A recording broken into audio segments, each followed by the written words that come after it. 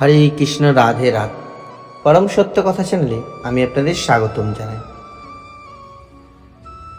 কৃষ্ণ সেবাই জীবনের স্বরূপ। প্রশ্ন: কৃষ্ণ ভক্তদের নাকি দেবদেবীর পূজা করার প্রয়োজন নেই, তবুও মায়াপুরে কৃষ্ণ ভক্তদের দেখলাম বিশ্বকর্মা পূজার দিন তারাও বিশ্বকর্মা পূজা করছেন কেন? ভগবত ভক্তের দ্বারা পূজা এবং অভক্তের দ্বারা পূজার মধ্যে আকাশ পাতাল পার্থক্য লক্ষণীয়। ভক্তদের সচরাচর কোনো দেবদেবীর পূজা করতে দেখা যায় না, তবে তারা দেবদেবীদের কাউকে অবজ্ঞাও করেন না।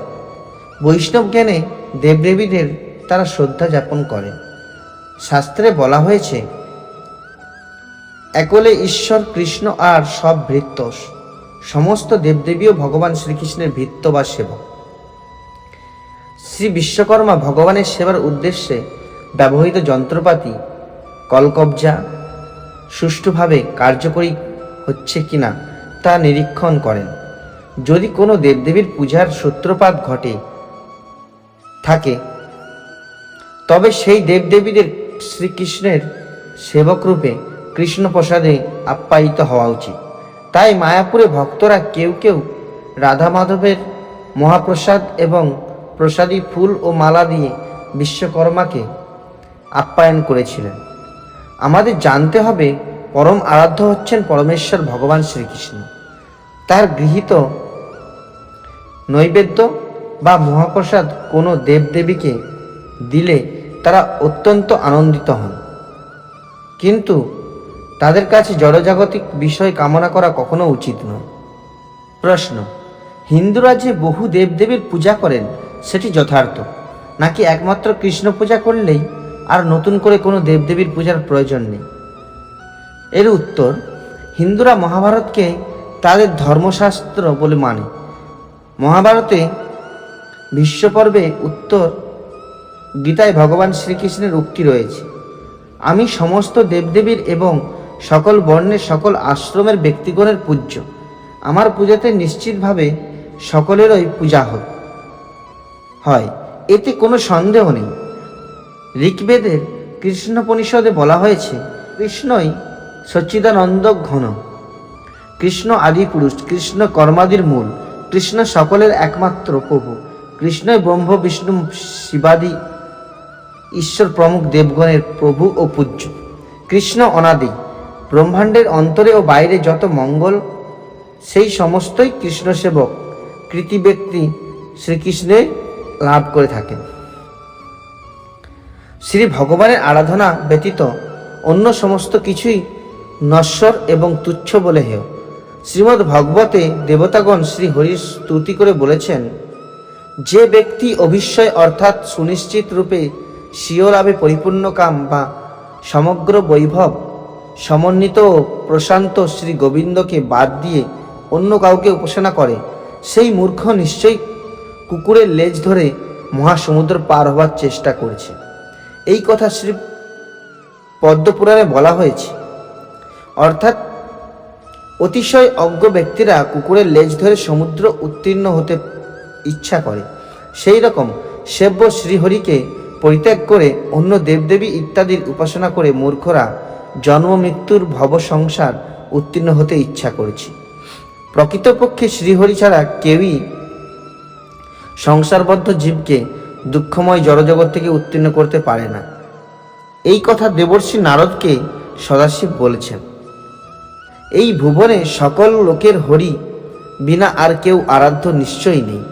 ভগবান শ্রীহরি ছাড়া আর কেউই কামদগণের কামদ এবং ভাবার্ণবচ্ছেত্তা নয়। ভগবান শ্রীহরি হচ্ছেন সর্বকামদ, অর্থাৎ যে কোনো সর্বকামদাতা, দেবতারও অভীষ্টদাতা, এবং ভবার্ণবচ্ছেত্তা অর্থাৎ সমস্ত জীবের সংসার বন্ধন স্বরূপ বারবার জন্ম মৃত্যুর ভবচক্রের একমাত্র ছেদনকারী। মহাভারতে হরিবংশে বলা হয়েছে, যে মুরাত্মা বাসুদেব শ্রী হরিকে পরিত্যাগ করে মোহবশত অন্য দেবতার উপাসনা করে, সে অমৃত ছেড়ে সংসার যাতনারূপ বিষ ভক্ষণ করে। শ্রী স্কন্দপুরাণে বলা হয়েছে, শ্রীহরির পূজা হলে 33 কোটি দেবদেবীরও পূজা হয়ে যায়, আলাদা করে কারো পূজার প্রয়োজন নেই। অর্থাৎ পদ্ম, শঙ্খ, গদাধর সমস্ত দেবদেবীর ঈশ্বর শ্রী ভগবান অর্চিত হলে দেবগণ ও পিতৃগণ সকলেই অর্চিত হন, যেহেতু শ্রীহরি সর্বময়।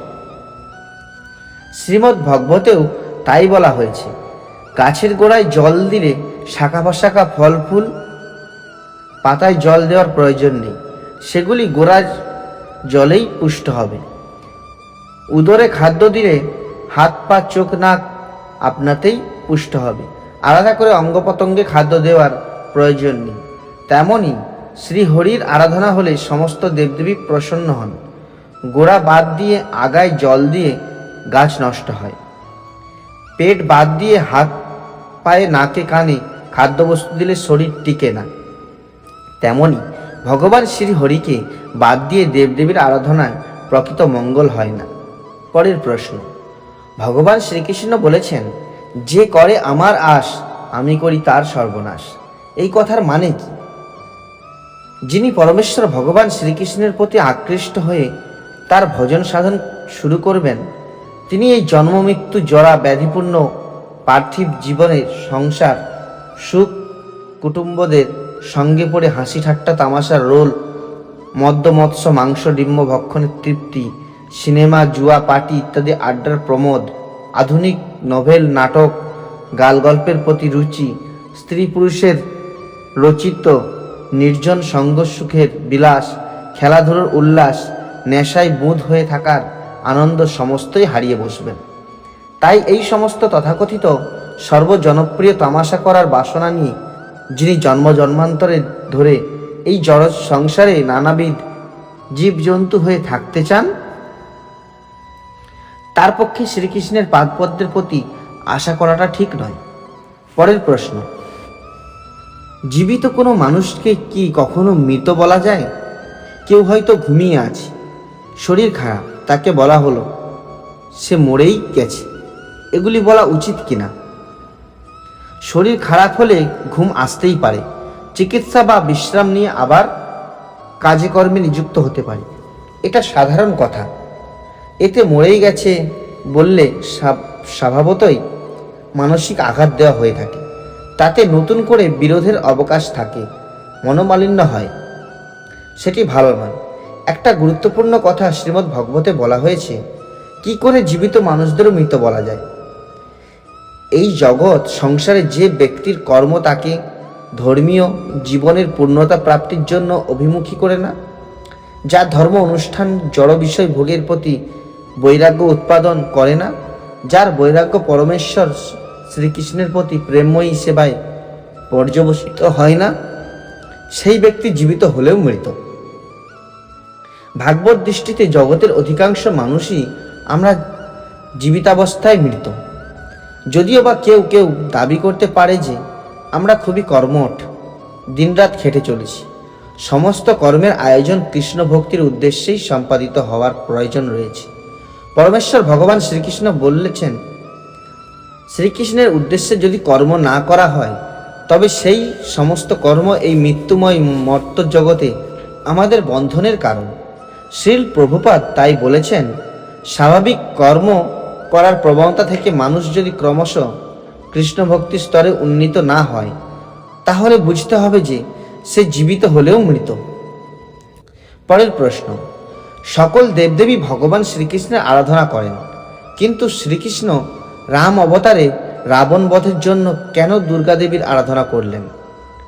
এর উত্তর, মূল গ্রন্থ বাল্মীকি রামায়ণে কোথাও ভগবান রামচন্দ্র দুর্গাপূজা করেছেন এমন কোনো বর্ণনা নেই। ব্রহ্মসংহিতার বর্ণনা অনুসারে দুর্গা হলেন ভগবান শ্রীকৃষ্ণের অধীনস্থ সৃষ্টি স্থিতি প্রলয় সাধনকারী নিয়ে এক শক্তি। ভোগাসক্ত মানুষ জড় কামনা নিয়ে দুর্গাপূজা করে থাকে। তারা দুর্গাদেবীর কাছে প্রার্থনা করে বলে, ধনং দেহি জনং দেহি রূপবতী ভার্যাং দেহি। কিন্তু কলিযুগ পাবনাবতারী শ্রীকৃষ্ণ চৈতন্য মহাপ্রভু শেখালেন, ন ধনং ন জনং ন সুন্দরী। হে ভগবান, ইন্দ্রিয় লালসা চরিতার্থ করতে আমি এই জড়জাগতিক ধনবল, জনবল এবং রূপবতী ভার্যা এসব কিছুই চাই না। কেবল জন্ম জন্মান্তর ধরে আপনার শ্রীচরণে আমার অহৈতুকী ভক্তি হোক। অবশ্য ভগবান অনেক সময় আপন ভগবত্তা লুকিয়ে রেখে লীলার খাতিরে তার ভক্তের পূজা করে জীব শিক্ষা দেন। যেমন গার্হস্থ লীলায় দ্বারকাপুরীতে শ্রীকৃষ্ণ অতিথি নারদ মুনিকে দেখে নিজ হাতে শ্রী নারদের চরণ ধুয়ে মুছে দিয়ে তাকে প্রণতি জানিয়েছিলেন। কারণ গৃহস্থদের কর্তব্য হচ্ছে সাধু সেবা, সন্ন্যাসীর যথাযথ মর্যাদা দেওয়া। এই শিক্ষাই ভগবান স্বয়ং শেখালেন। যদিও নারদমুনি কৃষ্ণের ভক্ত মাত্র, কিন্তু এতে ভগবানের ভগবত্তা কখনোই ক্ষুণ্ণ হয় না। তাই প্রশ্নানুসারে রামচন্দ্র যদি দুর্গাপূজা করেও থাকেন, তাতে তার ভগবত্তা কখনো ক্ষুণ্ণ হবে না। এছাড়া ভগবান যখন তার ভক্তের পূজা করেন, তার মাধ্যমে তিনি জীবকে জড়কামনা থেকে মুক্ত হওয়ার পন্থাই শিক্ষা দেন। ব্রজগোপীরা দেবী কাত্যায়নীর পূজা করেছিলেন ভোগাশক্তি চরিতার্থ করার জন্য নয়, শ্রীকৃষ্ণকে সেবা করার জন্যই তারা কাত্যায়নী ব্রত করেছিলেন। কিন্তু কলিযুগের পতিত ব্যক্তিরা ভোগবাসনা চরিতার্থ করার উদ্দেশ্যেই দুর্গাপূজা করে থাকে। তাই তারা যতই দুর্গাপূজা করুক না কেন, মহামায়া দুর্গা তাদের সমস্ত শুভ জ্ঞান বুদ্ধিকে শুধু হরণ করতে থাকেন। তারা কখনো পরমেশ্বর ভগবানের ভক্তও হয় না। ভগবান শ্রীকৃষ্ণ এদেরকে মায়া অপহত জ্ঞান অর্থাৎ মহামায়া কর্তৃক তাদের জ্ঞান বুদ্ধি অপহত হয়েছে এই রকম বর্ণনা করেছেন। আজ এই পর্যন্তই। পরে আবার আপনাদের কাছে এই ধরনের অনেক প্রশ্ন নিয়ে আসব। ততক্ষণ আপনারা যদি এই চ্যানেলটি সাবস্ক্রাইব করে না থাকেন, তাহলে সাবস্ক্রাইব করে দিন এবং পাশে থাকা বেল আইকনটি প্রেস করে রাখবেন, যাতে আমার নতুন নতুন ভিডিওগুলো আপনাদের কাছে খুব তাড়াতাড়ি পৌঁছে যায়। হরে কৃষ্ণ, রাধে রাধে।